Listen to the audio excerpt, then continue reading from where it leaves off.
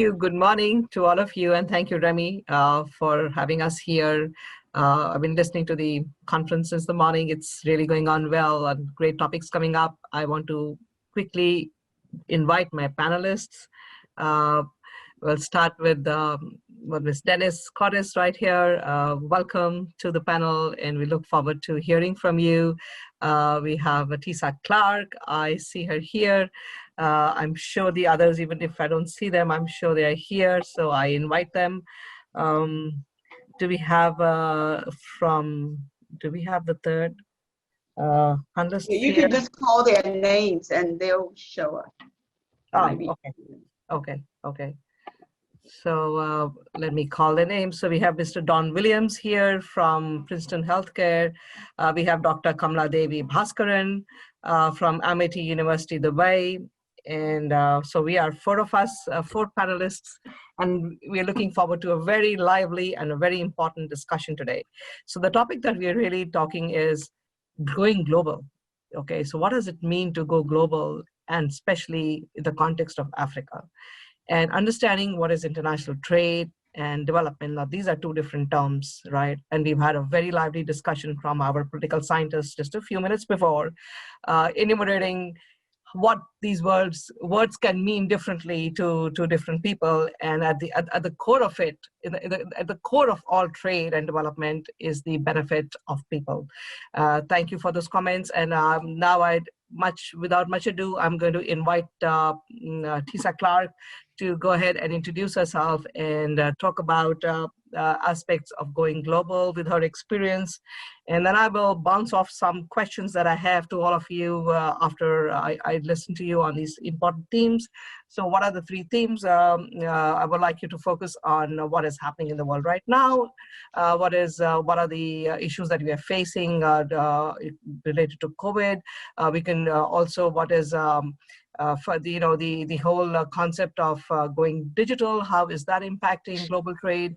And then I will leave it to you to share your experiences as well on other areas. Thank you so much. Over to you, Tisa Clark. Well, thank you so much. It's such an honor to be among some esteemed leaders across this globe. I am Tisa J.D. Clark. I am president and CEO of J.D. Clark Professional Services. We provide construction, consulting, and real estate services to transform communities through social impact here in America. We are based in Upper Marlboro, Maryland, which is in Prince George's County, and we specialize, our niche, so to speak, is related to affordable housing. So we partner with nonprofit developers, we partner with housing agencies, local municipalities to transform blighted and vacant and distressed properties so that they in turn become available for first-time home buyers, low to moderate income families. So we have been providing this service for 12 years. Prior to that, I was an executive at Freddie Mac, so I'm fully aware of the full life cycle of mortgage and origination from the loan origination process until it is securitized and traded on the stock market. When we look at global, personally, my company has not yet had the pleasure or opportunity to expand outside of the United States, but I know that from a barrier or hindrance perspective, or some of the issues that present themselves are capital. Capital is definitely one area of concern. And then taking the model that has been established and proven here, navigating in a new region, a new country, being familiarized with the local laws, the local code requirements, and navigating through the workforce that would be available, because here in our area, we do leverage local small businesses. We do leverage local residents of the communities in which we serve. And so for us, the model exists, but I think the largest issue or barrier that we have now is around capital to expand expand. With the COVID kind of introducing its way into the mix, construction clearly is an essential function that is needed, and we're seeing construction steady moving forward. But what has occurred with COVID, materials have been a concern. So the price of building components and building materials have increased significantly, and availability has increased. And so I would assume that those same challenges would occur and are happening across the globe in regards to material costs and access to materials to support construction. Thank you for those comments, Tisa. I also in project management, which is a very important skill as we go global. If you would like to share, certain takeaways that you would like, what could be important actions which require you to manage projects which are global.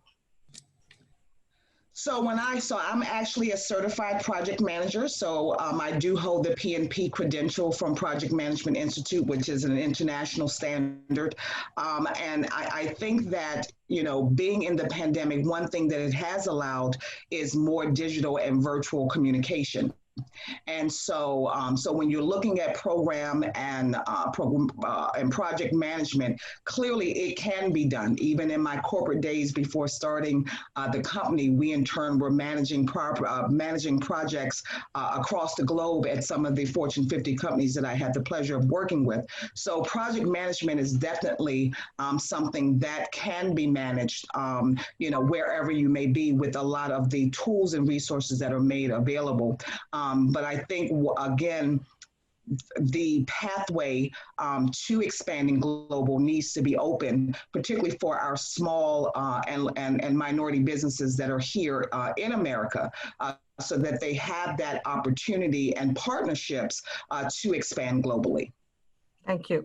Thank you very much for those comments. We will get back to you with some more questions after we've listened to more of our panelists. I now invite, thank you. I now invite Mr. Don Williams to share his comments, and Mr. Williams, after what we've just heard from Tisa about project management, and you have a lot of expertise and experience in innovation and investment all over the globe. If I was really looking at it, that you've been exporting you have been setting up in companies all over, and over to you to share with us what's been your experience and what are the learnings that would be beneficial for all of us to talk about, and what is the vision forward in this area. Thank you. Well, thank you. First and foremost, I'd like to tell everyone I am honored and delighted to have the opportunity to speak today, and thank you, Dr. Remy, for inviting me to this very strategically important conference on Legacy Global Summit Conference. I like to always open up by saying this is our time. This is an opportunity for people of color and people from the diaspora to move ahead. There's tremendous opportunities. My company, I'm CEO of Princeton Healthcare and Technologies. We are a globally focused, vertically integrated healthcare company. And in that, we are involved in the development of hospital and healthcare initiatives, basically on 5 continents. And we have done a lot of work in Africa and continue to do a lot of work with our brothers and sisters in Africa. There's just tremendous needs. Our motto and our mission is transforming lives one life at a time. And our position is to, empower our brothers and sisters by bringing technologies and our expertise into markets such as Africa, since the needs are so great. So, I look at this panel, and I look at this summit as an opportunity for us to explore ways for us to collaborate. There's so many opportunities, but you can't do it yourself. And so it's critically important, strategically important for us to develop partnerships, global partnerships and resources that have the expertise that can empower our brothers and sisters in the market to allow them to also grow and have a foundation that they can continue to develop, not just from our expertise, but from the expertise that we can share with them, so that they can provide a better foundation for the country. And so we see tremendous opportunities. We find that, you know, our biggest strategic advantage is when you have other countries trying to come into Africa. They are foreign entities, if you will, coming into the market. And I find that when we're in Africa, our brothers and sisters embrace us. And so if we have the expertise and the knowledge, we can do so many good things, so many powerful things that can help the country. You know, as we all know, healthcare is critical in all of these countries. And so we can actually have a significant impact, but it's not without challenges. And I've known a lot of folks have talked about the challenges with getting capital. And Don, may we have some volume, please? Can you give us a little more volume? Oh, I'm sorry. Yeah, Sure, we can't hear you well. absolutely. Sorry about that. No Thank you. problem. What I was saying is that we actually see the need for the whole investment piece. Is that better? Can you hear me a little bit better now? Okay. Yes. You know, the challenge many times is when you go into these markets, and in any global market is really the financial engineering, if you will, to make these projects a reality. So you got to be really astute to, you know, what's going to make this project, what's going to make this opportunity a reality. And so you have to understand, you know, the macroeconomics of what's happening, how stable that environment is, what are the possible routes of funding the project, who are the project sponsors. All of these things go into the mix of making a project successful. So, you know, you have to understand that going into the market. And then you got to have a good ground game. You got to have good people on the ground, resources that you can work with. You got to work with the embassies and the consulates. And so you got to have a good understanding of how to make things happen in the market, because you will run against challenges. But like everything that we've always had to deal with is overcoming the challenges and looking at the risk factors and understanding how to overcome those challenges so the project can be successful. So I think there's a wealth of opportunity in Africa. I think this time is now. I think everyone is looking for leadership and opportunities where we can and they can embrace our brothers and sisters in the diaspora.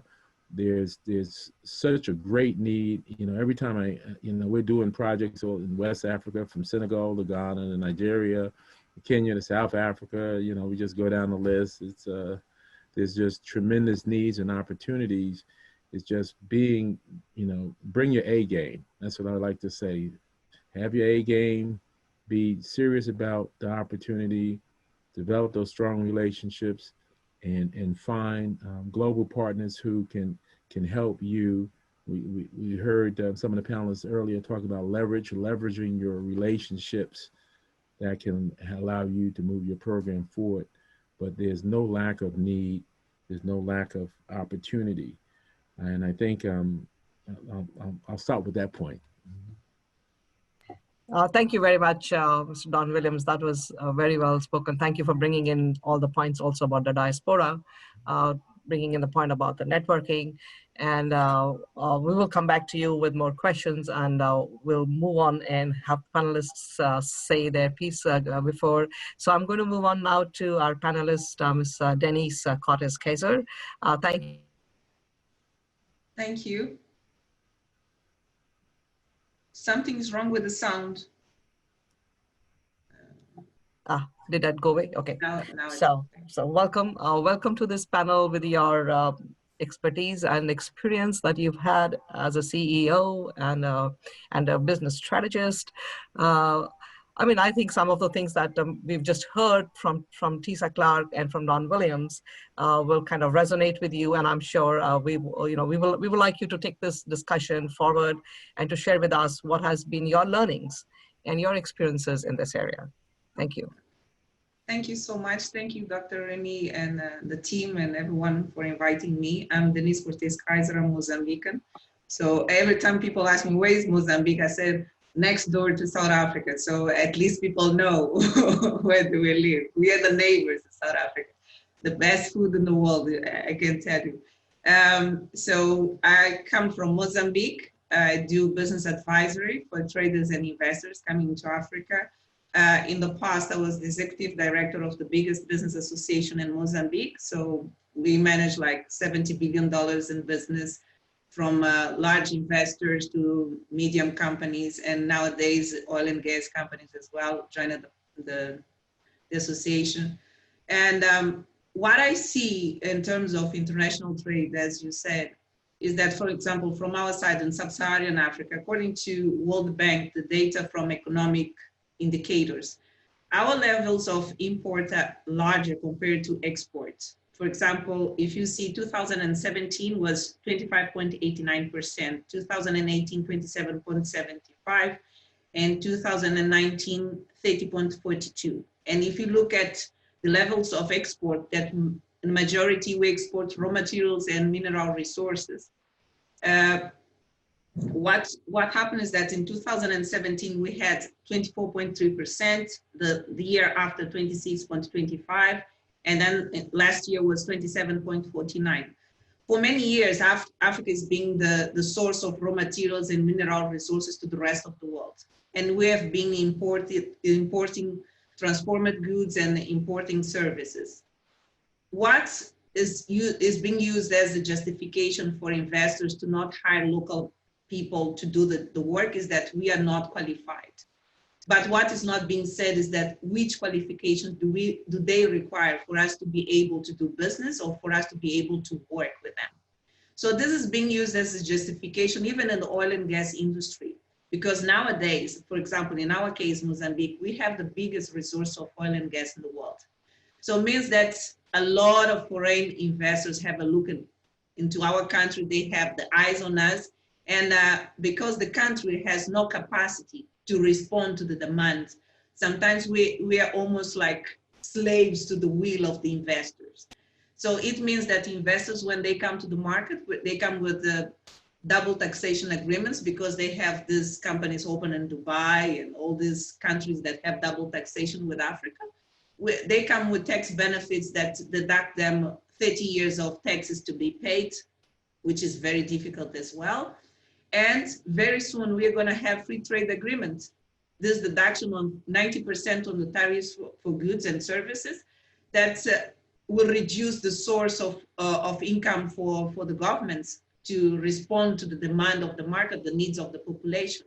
So we are going into a situation where we don't know if the trade agreement will be a blessing or a curse. Because for the trader side, it will be great because we're going to have a large territory for us to trade. But for the governments that have to look after the communities, now the governments have to start seeing how to remove these tariffs and start putting the same costs in other goods and other services in the market. So it will, at some point, will start costing a lot in the medium class and also lower class, because they're the ones that don't have the capacity to pay for certain service. So now we are going to a very challenging time, and I don't know what is in store for us. Thank you. Thank you for your comments, and we'll have, I'm sure, a lot of questions coming your way. African Continent Free Trade Agreement, all the things that you've talked about, skill and competency development. And I think this is just the right moment that we have our next panelist, Dr. Kamladevi Bhaskaran, to come in, because she is from the College of Management and Commerce at Amity University, and she precisely works in this area. So over to you, Dr. Bhaskaran, taking this conversation forward about developing global trade, especially with focus to Africa, and what we're just talking about that. So there's a need for development of skills and competencies, and we just mentioned that there are double trade agreements between especially in Dubai, and you are right there in Dubai. So I think over to you for your comments on this field. Thank you. Thank you, Professor Kavita Kapoor, for the wonderful introduction. Thank you, Dr. Remy, for giving this opportunity to be in Global Summit. This is wonderful to be with panelists, especially Mr. Don Williams, Ms. Denise, and Ms. Tiza. Nice to be here. About myself, I'm Dr. Kamladevi. I think some of you, it's nice to catch up again in this wonderful event. I'm Dr. Kamla Devi. I have experience of around 15 years. It is an international work experience in industry, applied research, and academics. Currently, I'm serving as a head of industry relations and faculty in the Department of Management and Commerce in Amity University, Dubai. I'm holding executive education in business analytics. It's from Wharton School at the University of Pennsylvania, USA. Also, I'm a certified trainer to teach innovation and entrepreneurship, that is from Stanford University Program Ambassadors. In my previous experience, I was serving as a director in one of the reputed company, the Zealous Events in Dubai. And that I have managed around 120 MICE events, that is large-scale professional events across the world. It has happened, across all the countries. Basically, I'm holding my PhD. I'm specialized especially in customer experience management in e-commerce. In that, my area of specialization is business analytics, entrepreneurship, business research methods, and e-commerce, ranging from theory to practice to implementation. As a solo author, I have written 3 books, which is widely published in all the online platforms as well. Also, I have written various research articles, especially in the field of e-commerce, especially in the field of research, especially it could be a marketing research, international trade of various kinds. My key area is very much interested in research activities. This is a wonderful topic, especially for the day in 2020, international trade. Going global, understanding international trade and development, because this is the need of the hour, I could say. International trade is the important stimulator of economic growth, as it expands the country's consumption capacities, increases global productivity, and it provides access to worldwide markets for products, especially if you are talking about Africa.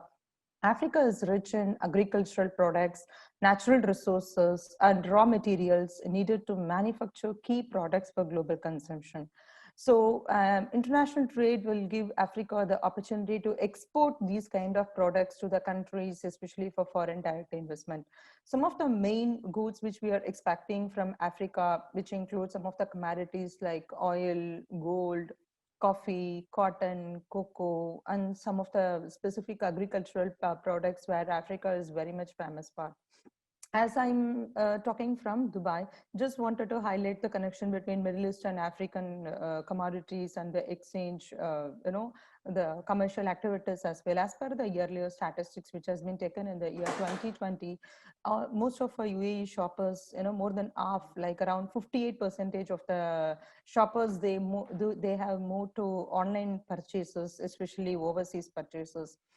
During that time, during the lockdowns and social distancing, so such enforcement, even the big fans of brick and mortar shops, whoever is purchasing the product, in brick and mortar shops, they started purchasing the products online. So this trend is set to accelerate. So many small businesses know that this is the way of the future. So according to the survey by UPS, a well-known company, 73% of small business owners in UAE, they said in order to grow, they need to export more. Again, similar to African countries as well. However, only 51% said they export regularly, other 31% saying they are doing irregular export. So now the question comes, why aren't more businesses taking advantage of the virtual marketplace and exporting more regularly? The advent of the virtual marketplace has opened door for the companies of all sizes to border across the country. Almost it's easy to do business from home. So it has increases the opportunity. So it shows a clear prosperity for tomorrow's market, why we wanted to go global. So the first step, when we are looking, to make the first cross-border sale, is to find the opportunity to get plugged with the global market space. And there is no better place than Expo 2020 Dubai. All of us were aware of. That is the largest event which has ever held in the Arab world. So this Expo 2020 in Dubai will be, 2020 now, it's planning to take place in 2021, which will be the first to be held in a MENA and Asia region, that is Middle East and North Africa and South Asia region. On November 27th, 2013, when Dubai won the right to host the Expo 2020, fireworks erupted at the world's largest, tallest building, Burj Khalifa. During that time, the ruler promised Dubai would astonish the world in the year 2020. So this is what we are going to expect in 2021. So there are lots of commercial trade and, lots of global foreign direct investment will be happening between those countries. So when it opens the door in the year October 2021, business owners who are looking to grow their global customer base will find plenty of support, especially with Expo 2020, which has pledged to boost the sector by diverting 20% of its budget towards small businesses, a target that remains on track. Through its licensing and retail initiative, it is also helping business with their digital journeys by offering assistance in setting up of or strengthening their online presence. So in recognition of the important role small businesses play in both the UAE and the global economy, Expo 2020 Global Reach presents the opportunity for the entrepreneurs who wanted to have a business with the Middle East, especially from African market. They can attract the interest in their products, from your market, basically.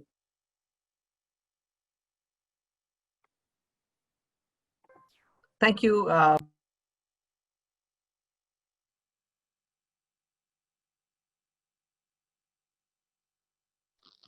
Dr. Kapoor, you are muted. Okay, sorry.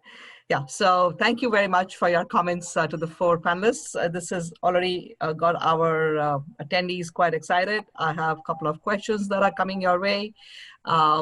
So one of the questions that's coming your way is that, for investment, how can we get investors to encourage youth, especially with the innovative ideas that the youth have, right? So you have investment on one side, which is for people who have financial wealth, but you also have innovation, right? And not all the time you have them in the same spot. So, and we need both, right? We need the investment and we also need the innovation. So the question, I guess, coming from a lot of students who are here on this panel, what is a strategy that we can use to get the innovation and investment together from different sources? I think Mr. Don Williams, this would be over to you for taking this as the first. You are muted. You are muted, Mr. Don Williams. Okay, you need to unmute, yeah. That's a heavy ball to carry right now. But I'm up for the challenge. I have my Cheerios this morning. But very, very interesting. I think it's what I look at is you have to really look at packaging the opportunity. So I think they miss that, and so you kind of put on your marketing hat and you say you're competing. I always tell folks you're competing against the world now, and so understanding that you have to differentiate yourself and make yourself attractive, so you can secure the types of investments that are needed to support these projects.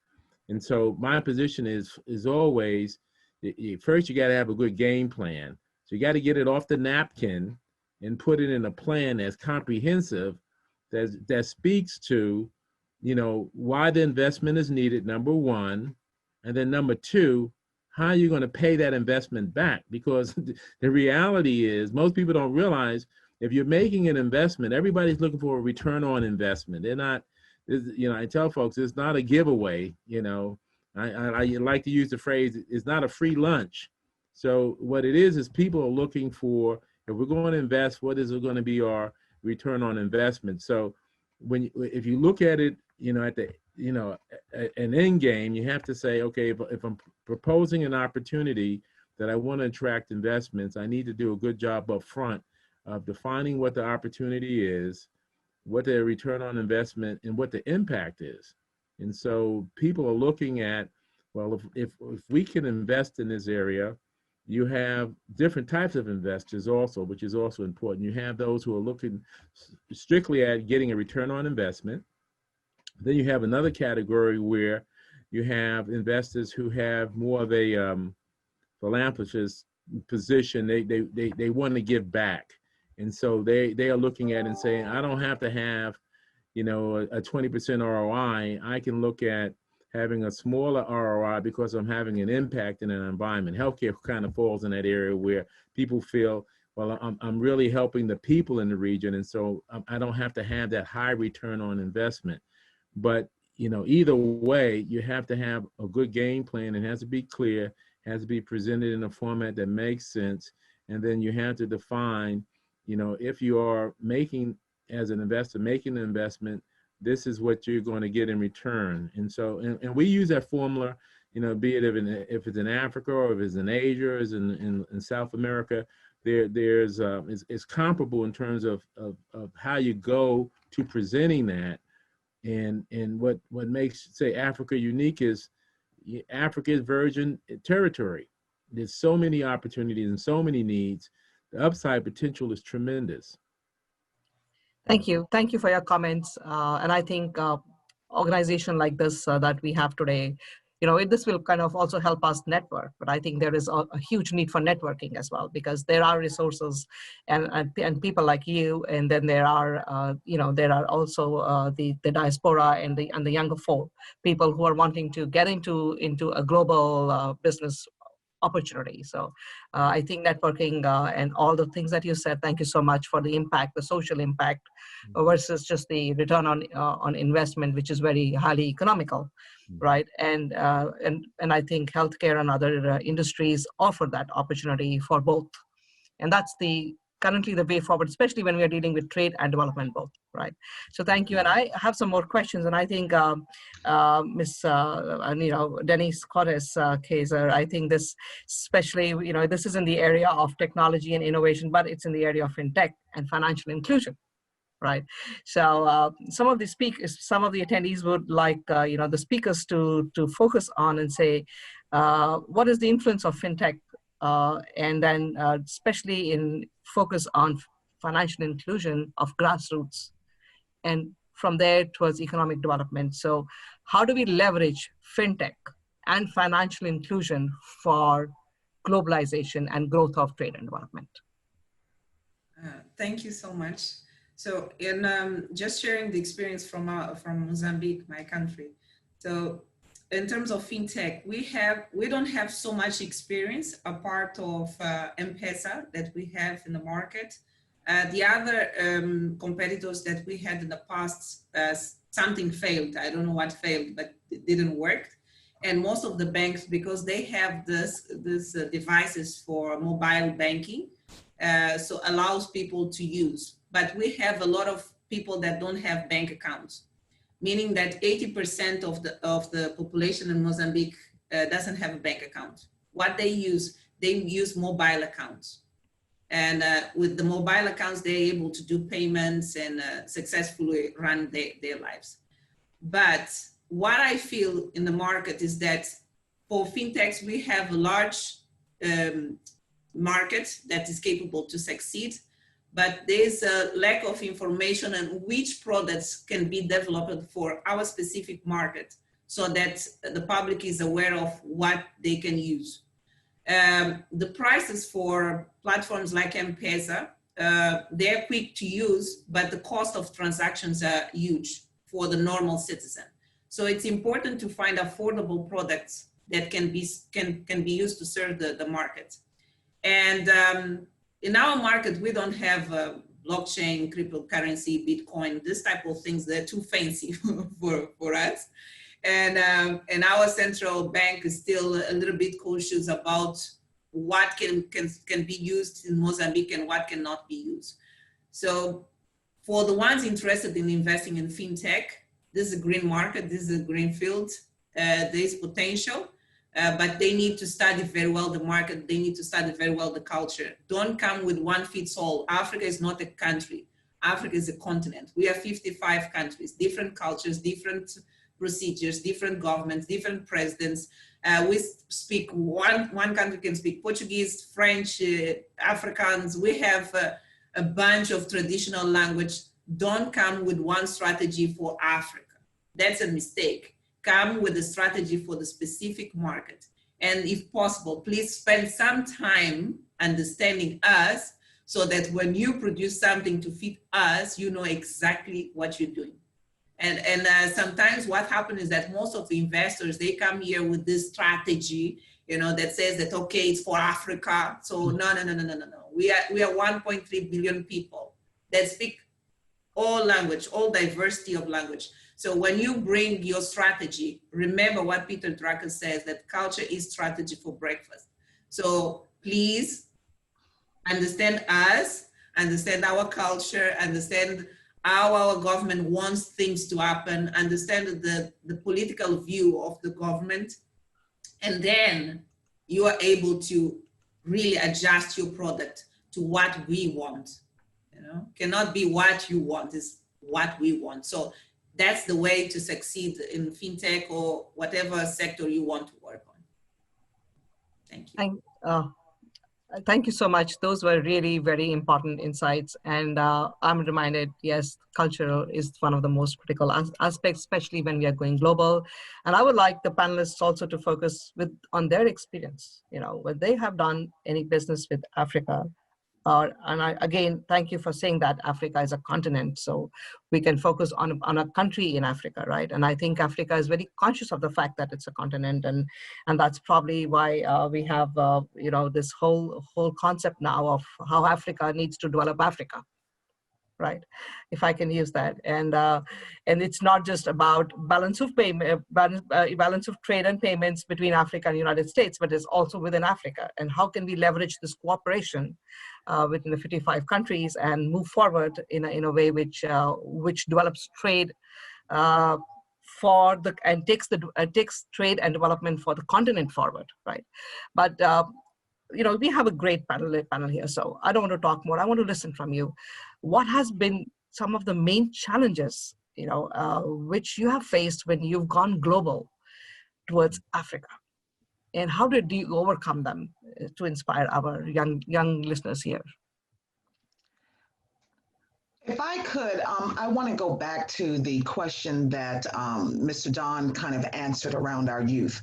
I bring a different perspective because before I started my business, I was in the financial sector, secondary mortgage sector. I was in the IT, quality assurance controls, and I think that a lot. And when I created my company 12 years ago to be primarily focused in construction, it opened my eyes to a different aspect of economic development. So when you look at STEM, you know, all of us talking about STEM, different aspects, fintech falls into that arena. You talk about healthcare, that's a global issue, no matter what the demographics, no matter what have you. But one thing in specific that I saw in the construction industry was that the tradesmen or tradeswomen, now that I'm actually a tradeswoman, that they're dying. So they're getting older, they're aging out of those trades. And there's a challenge now in regards to bringing the youth into some of those trades. And I think that there are some misconceptions around economic empowerment, economic development by way of construction, and how construction plays a part in an overall picture of how a community can grow, evolve, expand, and be self-sufficient.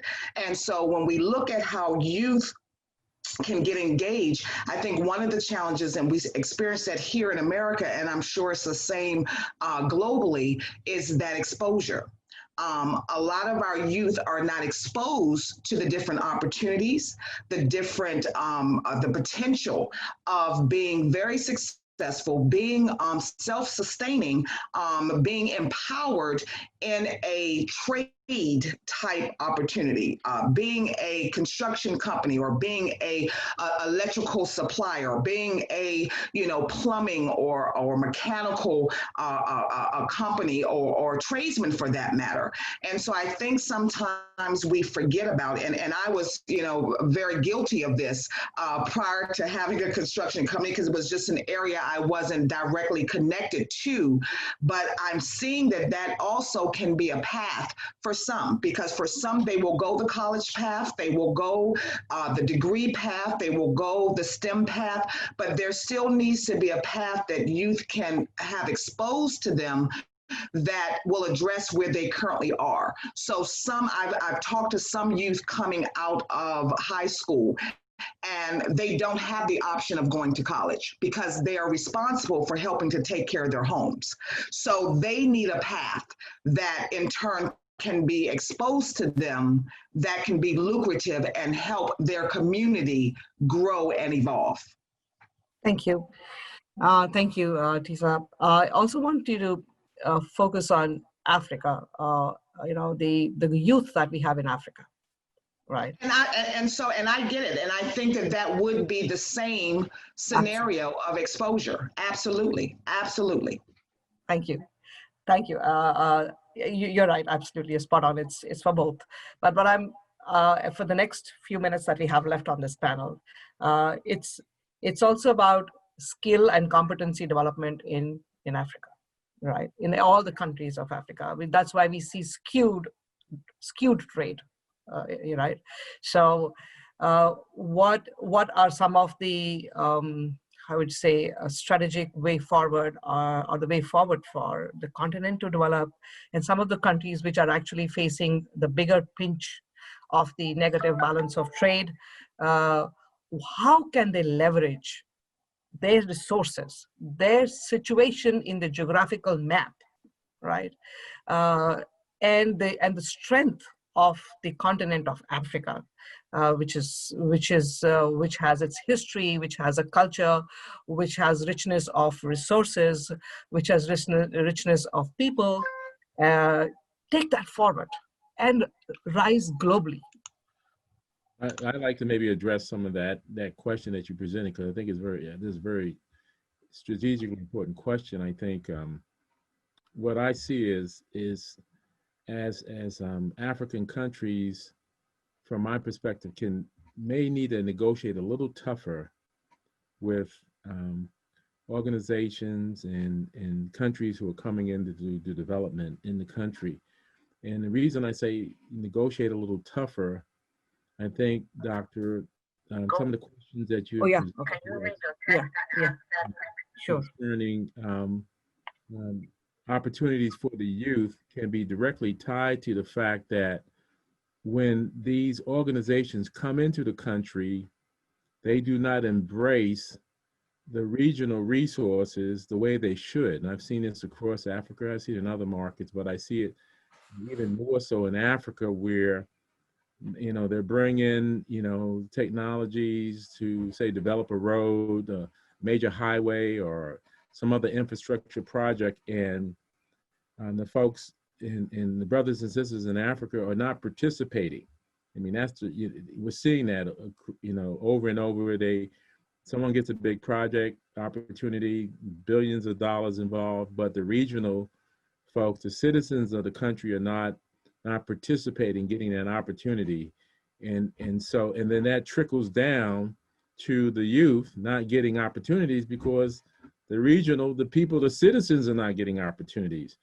So when I say there needs to be tougher negotiations, when we go into the market, one of the things that we do is we tell our colleagues right from the beginning, part of our strategy, our strategic alliance with you, is to make sure that we're going to create so many jobs in that particular project, okay?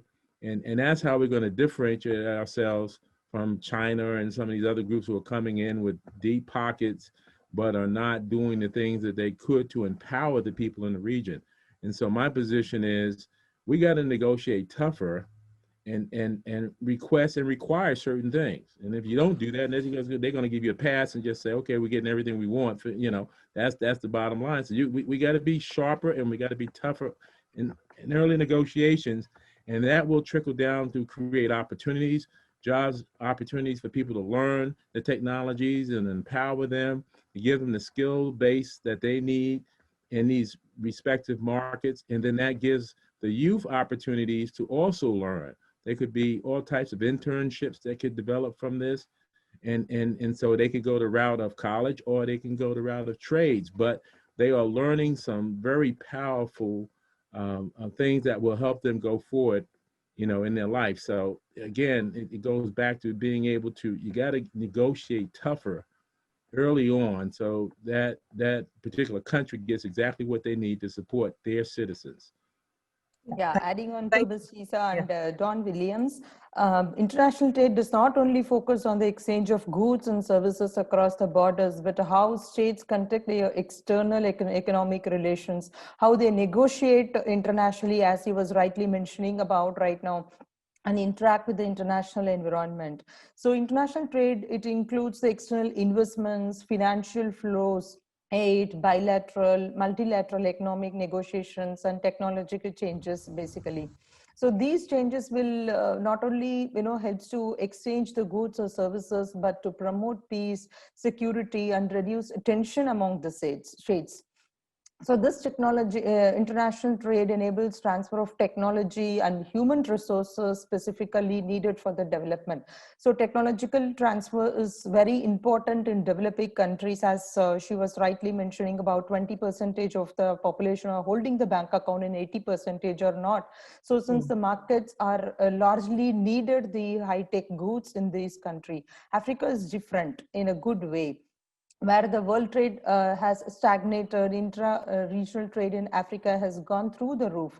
Where the world is seeing a shrinking of population, Africa is destined to become the home of 1/3 of humanity by the end of the century. If you are a businessman, the good news does not stop there. No wonder the giants like Coca-Cola and Heineken have arrived in this continent, and they have sensed that Africa is the future. So in 2020 may be remembered as the year of Zoom and gloom, means the forced transition to an acceptance of virtual conferencing is opening doors or gates between population all over the world.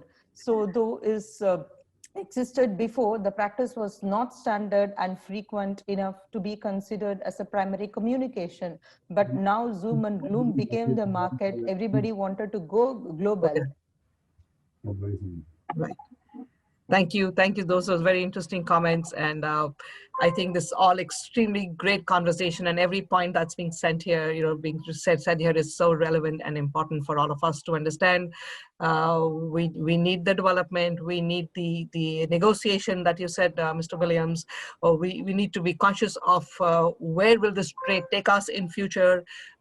Trade without development is not the way that Africa will overall prosper. It is not about taking the resources from Africa and exporting them. It's about developing Africa. And for that question, I have another interesting question that's come up on Mozambique, Denise, and if you will, I'm going to ask that. And that's a very pertinent question. And these kind of questions would probably be coming in every industry. But here is, something about a lot of people want to know, what are the laws, for example. So this is kind of bringing us back to regulation. It's bringing us to the law. It's taking us to policy. It's taking us to implementation of policy, and some of the tougher questions that we may have on how do we track this ethical implementation of policy. But before I get on to that whole tirade, a quick question is, what are the laws regarding foreign investment in mining gold in Mozambique? Are there any rules and regulations of foreign investors partnering with companies in Mozambique? Thank you for asking. Okay, we have been talking about, for example, local content for quite some time. And there's a lot of small pieces of the legislation valid for different sectors of activity that is being implemented. For example, for someone who wants to invest in the construction sector, and should consider 51%, 49. 51% is the investor, 49% is the local. If we are talking about oil and gas industry, okay, we have the law from 2014 that is applicable for the oil and gas industry, where they said, okay, for the big buyer to buy from a local supplier, the price should be at least 10% more compared to the foreign investor, foreign company, but that is unfair in our point of view, for the reason that I was explaining. This investor comes with double taxation, comes with tax deduction, comes with everything, and the local has to carry in the shoulders all the taxes that he has, plus the fact that he has to go to the bank to have access to finance to be able to provide to this big buyer that will pay him after 3 months or 6 months. So our legislation now started changing, and discussions are being taken care of. And there is a local content task force that was created to manage this type of expectations. The government created the authority for vocational training because of the reason that I explained before, for our manpower to be able to provide service for the industry. And we have, for example, now because we want to accommodate investors coming to the market, there is a agency for promotion of investment in Mozambique. All investors can apply for tax benefits in the country, depending on the sector of activity, the volume of investment that they are bringing in, the number of locals that they aim to employ, and also how they want to give back to the community, because it's one of the points for the investors to be attractive is to also look at the community. So the legislation is quite flexible for investors. And now, for example, our government started having a look at the renewable energy sector, because we have been relying a lot on the basins to supply electricity. We have to share the quota of electricity with the rest of Southern Africa region, including South Africa. And now we started looking at renewable energy, which is one of the sectors that is booming. So legislation was created as well to accommodate investors. PPPs are also allowed in the country. Investors can do PPP with the government. So I think that is a country, I'm not selling Mozambique, but I will say that it's a country that for sure is welcoming investors, and whoever wants to invest in Mozambique is investing in the future, because it's a country that have a lot to offer, a lot, I can say. That's why US is building the biggest embassy in Africa, in Mozambique, in Maputo, by the way. If no one is aware of that, the biggest embassy of the United States of America is in Maputo, my city. Thank you. Thank you. Thank you for those information, as well as bringing in the point of, the bilateral trade and the importance of diplomatic relations in trade. I think we also should be mindful that we also have institutions like the African Development Bank. We have the African Continent Free Trade Agreement, which is, and so we have to look at certain other, these are also huge contributors to going global, right? And I think we just have a very last 2 minutes left, but can you all give a 1 minute message to people here on this speakers panel on what is your advice to youngsters wanting to go global? We could start. Dr. Bhaskaran, Mr. Williams, Tisa Clark, and Dennis, in that order. Thank you. 1 minute. Thank you for the 1 minute talk. Africa continues to benefit from international trade if they are tying up for Expo 2020, especially in Middle East. Through they will give aging employment. They can increase the exports, particularly in manufacturing, which are very crucial for job creation for especially low skilled workers, which will substantially reduce high unemployment, particularly among the youth.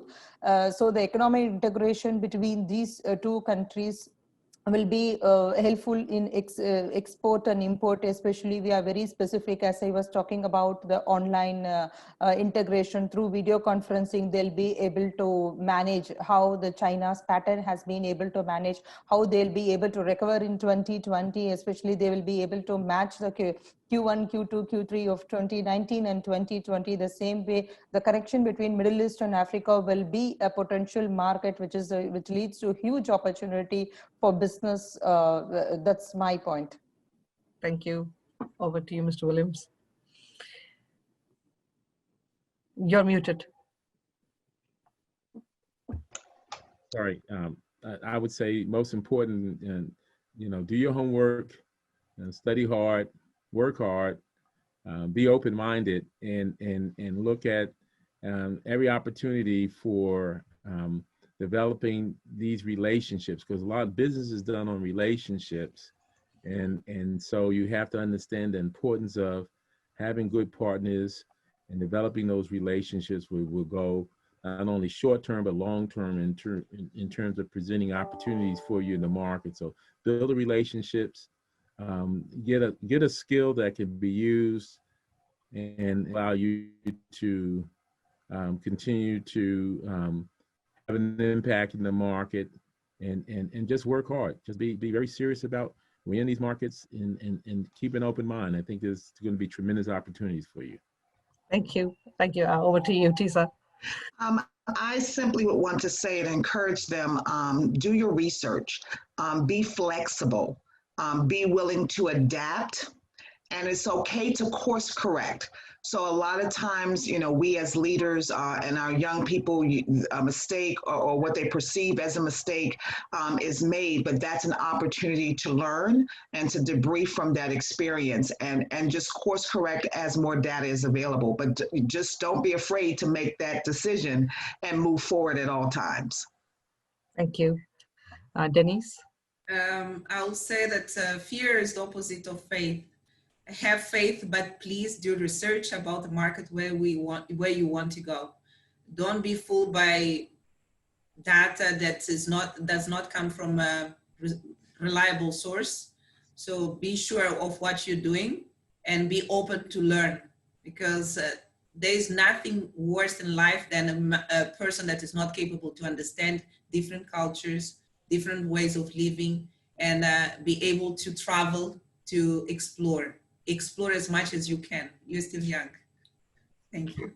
Thank you very much. I see that my time is up for this panel. Thank you so much to the panelists. So this was a very enlightening discussion. I think we touched so many points. There was no area of global business that we did not discuss, right from culture to finance to investment, to social impact, to building skills and competencies, to negotiating, and how to leverage the resources, and of course, having a global mindset, which is all about your faith and your understanding. Thank you so much. Back to Remy and her team.